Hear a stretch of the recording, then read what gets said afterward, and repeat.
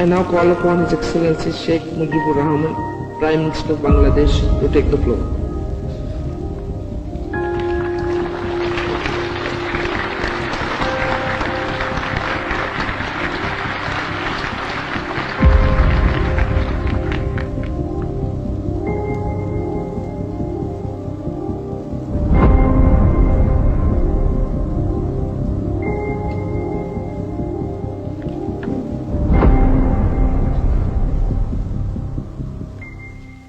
Madam Chairman, Your Majesties, Your Excellencies, distinguished delegates, brothers and friends, I would like to thank all those assembled here for having welcomed us into the fraternity of non-aligned nations.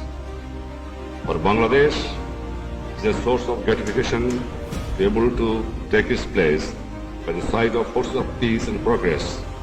We are representatives in this group. I recall with reverence the three great statesmen under whose leadership this movement was launched: President Tito, President Gamal Abdel Nasser, and Pandit Jawaharlal Nehru. While we have lost President Nasser and Pandit Nehru, we are fortunate to have with us President Tito, a distinguished daughter of Pandit Nehru, Mrs. Indira Gandhi.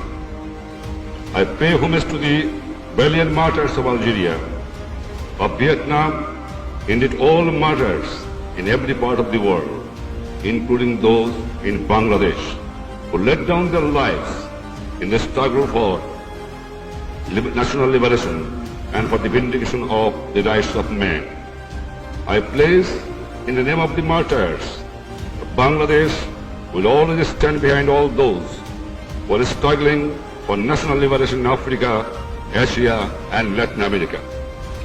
I salute the heroic people of Algeria and the brave leaders who led their historic national liberation struggle.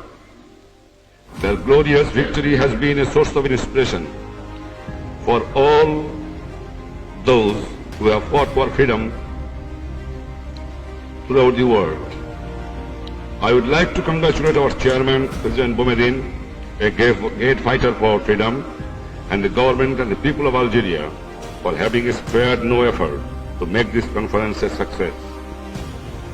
Madam Chairman and brothers and friends, it is not without significance that there has been a marked upsurge in the support for the principles of non-alignment as we enter the last quarter of the 20th century. This century has suffered from the ravages of the cruelest, most destructive wars in the history. It is also the century which has witnessed emergence of toiling masses, the people on the stage of history. The principles of non-alignment, as we understand them, reflect the most basic aspiration common people of the world over. This is why we have embodied these principles in our Constitution, and we are committed by the Constitution to support the just struggle of the oppressed people against colonialism, imperialism, and racialism throughout the world. I consider it important to affirm the term Third World tends to obscure the basic reality. The world is divided between those who are the oppressors and those who are the oppressed. Those who support and aid the oppressors and those who support and aid the oppressed. I would like to make it very clear that we stand for the solidarity of the progressive force of the world. That is, for those who are oppressed and those who stand by them in the just struggle for liberation and oppression, liberation from oppression. Men and women throughout the world crave for peace. They aspire to live in freedom and with dignity. Just as nations aspire to guide their own destiny to be free from exploitation and domination. To realize these aspirations, people have had to battle against the forces of exploitation. The battle has been hard fought. Millions of lives had to be sacrificed in the revolutionary wars against colonialism, imperialism, and racialism. Let us not forget the brave, eloquent words that was contained in the Declaration and resolutions that have been adopted at the earlier conference would remain here hollow words. And fourth, the fact that they have written with the blood of those who have prepared to die for them.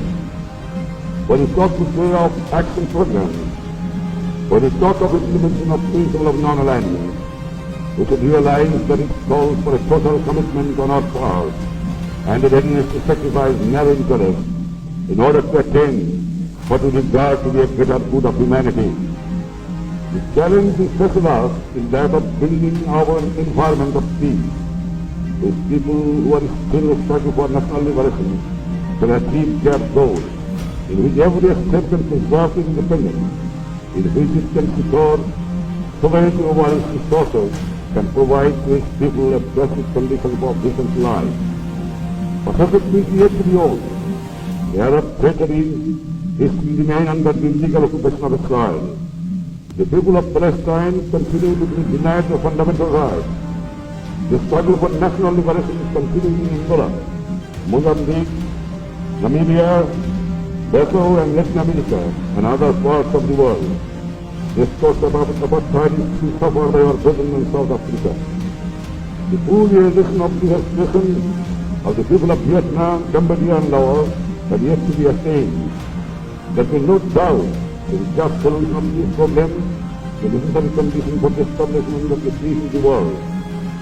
Let this conference significantly play its positive support to those who are struggling for national liberation and for the realization of their human rights in Africa, Asia and Latin America.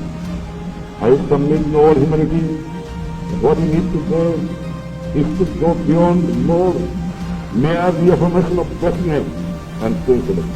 We define a comprehensive strategy which sets out concrete and specific proposals for action. The awareness of the need of such a strategy is reflected in the proposal of such a scheme as that of the nuclearization of Southeast Asia, whereby it may become a zone of peace, freedom and neutrality, and for the Indian Ocean to be declared a zone of peace. We have expressed our support in such schemes. In our view, however, for implementation of such schemes are yet to be worked out. Further definition and clarification is required.